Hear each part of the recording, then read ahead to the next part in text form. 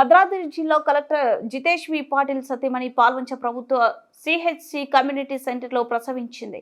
ప్రభుత్వ వైద్యుల ప్రసవం చేయగా 12 మగ బిడ్డకు ఆమె జన్మనిచ్చింది.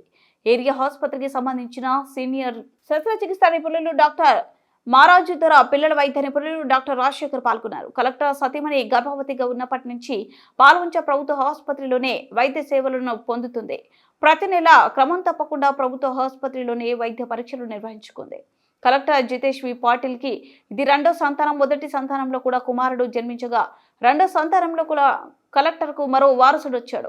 వైద్యులతో ఒక తండ్రిగా కలెక్టర్ ఆనందాన్ని పంచుకున్నారు. ప్రభుత్వ ఆసుపత్రిలోని వైద్య సేవలు పొందాలన్న సర్కారు ఆలోచన విధానాలను భద్రాద్రి జిల్లా కలెక్టర్ కూడా తూచా తప్పకుండా పాటించారు.